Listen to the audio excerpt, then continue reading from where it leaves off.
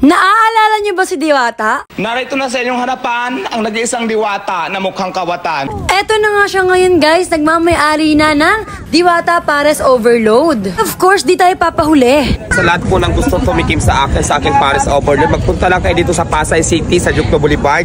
Landmark natin ay Zenith Building, Pasay City. Dito nyo lang po ako makikita at matitikman. Yeah. Ayan. Ganda ng gold ha. Oh. Ano to, regalo ko ng boyfriend ko. Sa halagang 100 pesos nga, only rice, only sabaw, overload ang laman at with soft drinks pa. Ayan, dito nga yan sa Jokno Boulevard. Grabe guys, yung pagpunta namin dito, napakadaming tao. And kahit natirig ang araw, pila. So, una nga guys, magbabayad ka muna and una mong kukunin ng laman and yung soft drinks mo.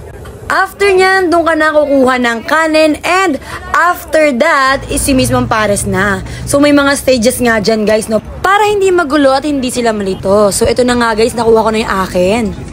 Napaka-maasikaso nga ng mga staffs nila ay napakababait kasi super aasikasuhin ka at hahanapan ka ng upuan. Grabe nga yung laman nila, lechon kawali guys. At kahit nasa Pares siya, crispy siya guys, take note.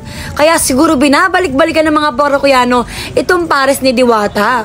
Tama nga ang chismis, masarap nga si Diwata. So kung gusto niyo raw siyang tikman, pumunta kayo dito sa Diwata Pares Overload. Maganda rin yung naisip ni Diwata, no? Only na yung rice, only yung sabaw, ang daming laman, and may soft drinks ka pa, sang ka pa, diba? Complete meal na siya.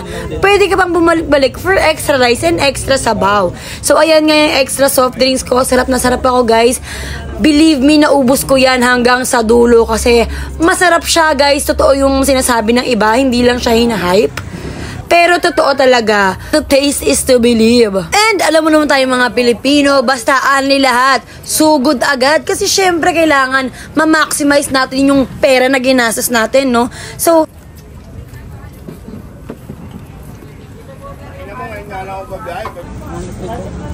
Maraming salamat sa iyo, madam. Napakaganda mo naman. Parang lamang lang yata ako ng konting ganda. Kung konting paritukin na lang, mas lalamang na ang ganda ko sa iyo. Yeah. And of course, after nga magpares, it's time for our dessert. And we are here at Dunkin' Donuts.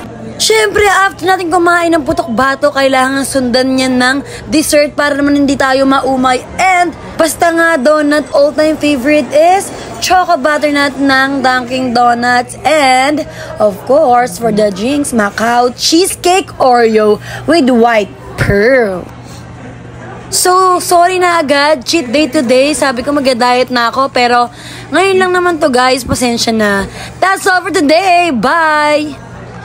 Ayun, cream cheese na masarap.